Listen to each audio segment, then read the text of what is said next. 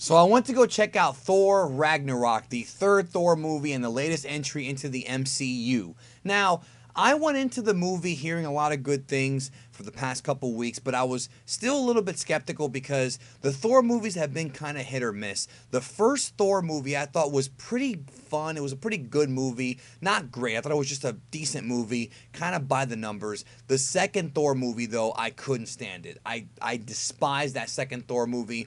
If you disagree, that's cool. I didn't think it was very good. I thought it was very boring and very bad acting. This movie, though, this is not only the best Thor movie, but, I think that this is, again, just my opinion.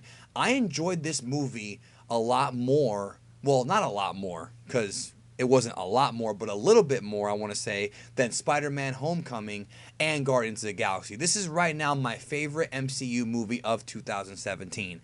And I know that, Spider-Man Homecoming was a really fun ride, and Guardians was also really, really fun. This was, I don't want to use that word, but it was a lot of fun. And I know that people have been saying about how funny this movie is. Well, yes, the movie is really, really funny. And it's funny from the perspective of timing comedy, wit comedy, more character moments. That's really what made it funny. I don't think it was too over the top. I feel like Guardians of the Galaxy Volume 2 tried a little bit too hard to always be funny. I think with this movie, it worked out more naturally. And I had heard, I forget where I heard it from, but I heard that a lot of this movie was improv. And if so, I got to give these actors credit because when there's improv involved, it's different than just traditional acting. You have to be quick on your toes. There's no script, or at least not a hardened script, and I thought everyone did a really good job here. Now, I'm not going to go into spoilers for the film until later in the review, and I will give you a warning before I go into the spoilers, so no worries on that. But non-spoiler wise, I thought this was the best, like as bad as the acting was in Thor 2, including from Natalie Portman, who is really, interestingly enough, she's one of the great actresses that we have nowadays. I mean, she has a lot of great roles. I thought she just phoned it in for Thor 2. With this film, I thought everybody did a great job, specifically Cate Blanchett. I was a little bit skeptical because Cate Blanchett playing Hela. Now, I know that Cate Blanchett is a seasoned actress, and she's been around for a very long time, so I would never sit here and tell you she's a bad actress, but I was wondering how she would be able to handle this role because this role is very different. It's very over the top, very cheesy for Hela, and I thought she did a great job of doing the whole, like she really was like the MCU version of Cruella de Vil, Cruella de Vil, if you will. She was over the top, but she wasn't so over the top to where it became campy. You know what I mean? Obviously, the way she looked in the movie was very reminiscent of the comics, and that's a good thing because when it comes to Thor movies, they're different than movies like Logan and things like that. Whereas in this film or in this franchise, you can have the over-the-top characters, you can have the monsters, you can have the wacky costumes because it fits with that whole Asgardian thing. Now, I love the fact that the title of the movie, Thor Ragnarok, the Armageddon, I love how that played into the plot because it totally changed, close to the end of the movie, they figure out what the Ragnarok actually represents and what is supposed to happen. And I thought that was really well done. I thought it was a really well done, plot device, so to speak.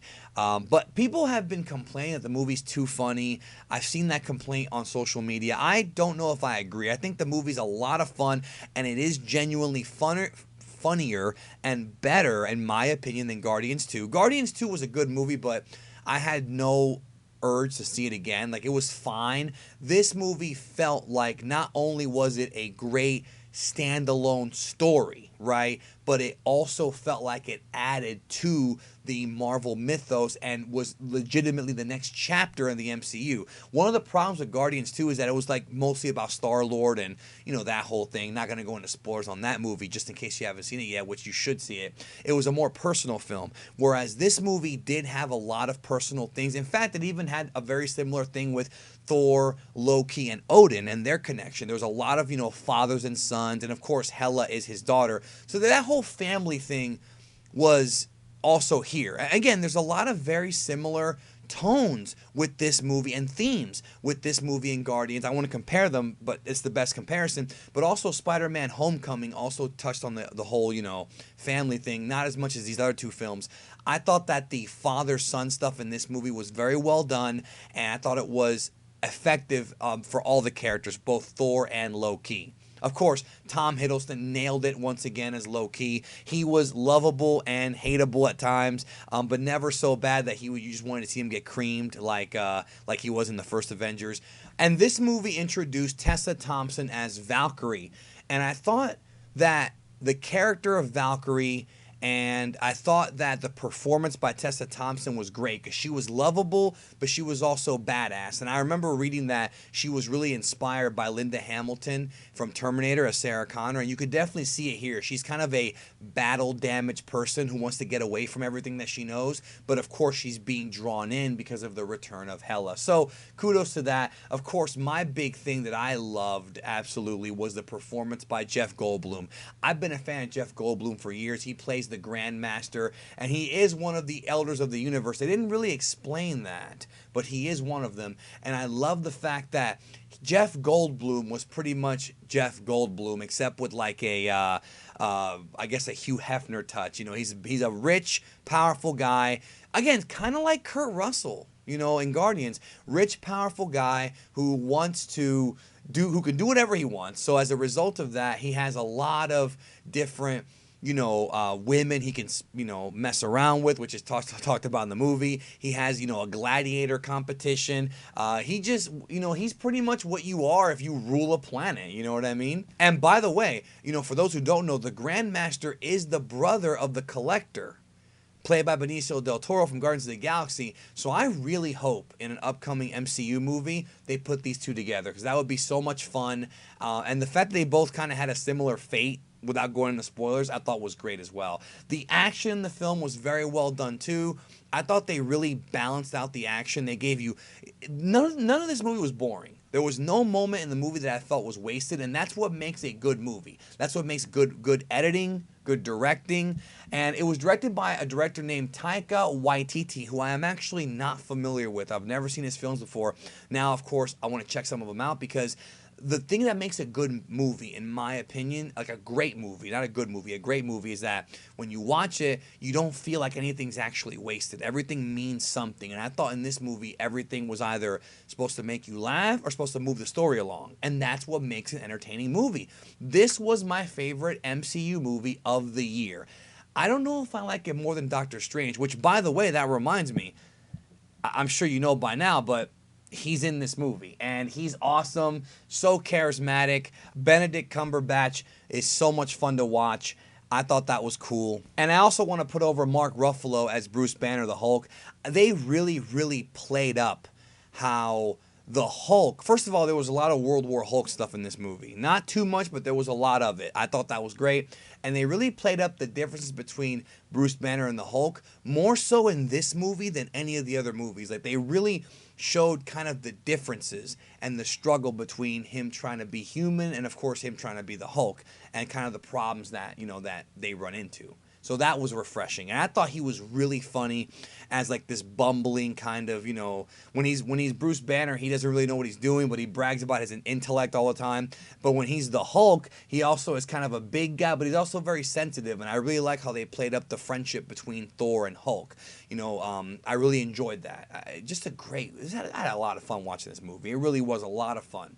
Now, let's get into some spoilers. Okay, you've been warned. If you don't want to hear any spoilers, we need to, you now have been warned. I couldn't believe they killed off freaking Hogan, Volstagg, and Van Fandral. I couldn't believe it. I know that they had to get the character of Hela over. And by the way, I had heard before the movie started that Hela was supposed to be Lady Death. She's the goddess of death, but I had heard she was supposed to be Lady Death, which is the entity in the Marvel universe that Thanos is obsessed with and wants to destroy to impress her, right? To court death, like they said in the first Avengers post-credit scene or mid-credit scene. But that's not the case here. That's not the case. She's her own character, and I love the ending. I love her fate. Her fate was awesome because even though she's a villain, she went down like a freaking badass, dude. She went down like a badass.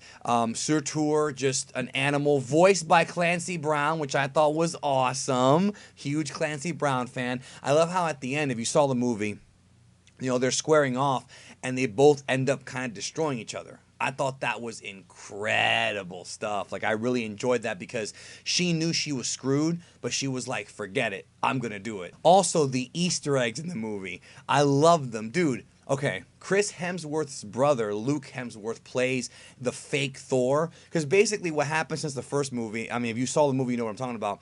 Loki's pretending to be Odin, and he's got these little, like, plays going on, right?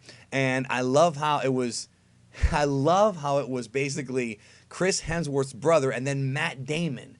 Matt Damon had a cameo in this movie as the fake Loki. I feel like it would have been Ben Affleck and Matt Damon had Ben Affleck not been doing DC movies. I really feel that way. Also, they introduced the character of Korg, and I thought Korg was, and by the way, that's played by the director. Korg was so much fun. The way that he talks, just kind of a chill guy. Like, Korg is one of the coolest characters that I've ever seen in the MCU movies because you want to be his friend. I thought that was cool. I thought that was just awesome. Just all these characters. What made the movie great was all the different characters. I thought them getting Hela over and them showing that, you know, Odin had a dark side, that Odin in the past had a dark history that he didn't want anybody to know about, including his own sons, and the fact that it was the birth of Thor.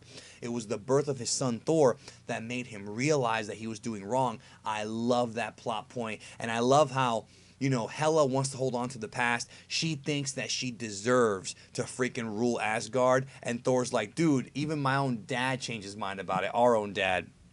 I thought that was great. And also, I've said it before. I'm not going to talk about her performance, but Cate Blanchett looked pretty hot in this movie. Like, I know she's an older lady, with all due respect. She's, you know, she looked younger in this movie than I've ever seen her look. I mean, like, in recent times. You know, Cate Blanchett is 48 years old, but the way they did the makeup and the costume, she was kind of sexy in this movie, dude. Real talk, and I enjoyed that.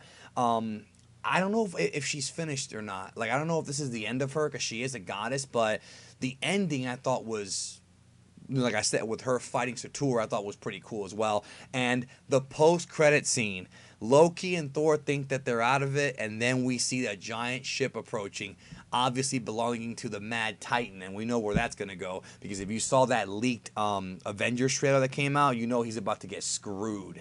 But more on that when the movie comes out. So I know a lot of people praise Spider-Man Homecoming, and I enjoyed it too. I really did. And Guardians 2 was a little more polarizing. I still believe that this movie was the best MCU movie of 2017. And we got Black Panther next, followed by Avengers Infinity War, and then I believe Miss Marvel will be coming out later on in 2018. So that could be a fun story as well. But as far as having really strong female characters, I was going to mention that this movie had Hela and Valkyrie. So I think that, again, I like that we're seeing a little bit of that in these movies, too. That's not just like, and I'm not going to sit here and say it's an agenda and that they purposely want to get women, blah, blah, blah, you know, all this stuff. Wonder Woman was still my favorite movie. Wonder Woman is still my favorite comic book movie of the year, of 2018. But I love that they're doing it, but they're doing it naturally because it makes sense, okay? Hela is the sister of Thor. She's going to be trouble. Also, what about when Thor did Ultra Instinct? Okay, he didn't really do Ultra Instinct, but he powered up and discovered his, you know, his secret power, that it wasn't the hammer, it was actually him. I love that. Again, it's very basic storytelling where the hero has to figure out that the power is within him, not within the weapon that he wields. Very, very good stuff. Again, some of the stuff in this movie was predictable and some of it was by the numbers, but not anywhere close to it being like the first movie. And also, it was still really funny and entertaining. And really, at the end of the day, dude, when it comes to critiquing movies, I'm not like the greatest movie critic in history. I'm just a fan of films, and especially genre films, and I think I have a pretty decent idea of how these things work. At the end of the day, no matter what matters, what makes a movie good or great is how much entertainment it gives you, whether it be a movie that everybody hates and you love, or whether it be a movie that everybody loves and you only like a little bit but you had a good time watching it, or whether it be a popcorn movie. This was not just a popcorn movie. There was a lot of good storytelling between the characters, good connections with Thor and Loki, good humor. There was a backstory with Hela, a backstory with Valkyrie. it was just great. It was a very well-made movie, and I want this director. I want him to come back for more Thor movies, and maybe even the Hulk movie. I think I might, if they do make a Hulk movie in the MCU, which has been rumored for a while, I want Taika Waititi to direct it because he did a really good job with this one. So, love the film. Let me know what you think in the comments. Those are my thoughts. Thank you, as always, for watching my review. What do you think about the movie? Did you like it? Did you think it redeemed from the second movie? Or maybe you liked the second movie, do you think this one was better? Tell me. Have a great one. I'll talk to y'all soon.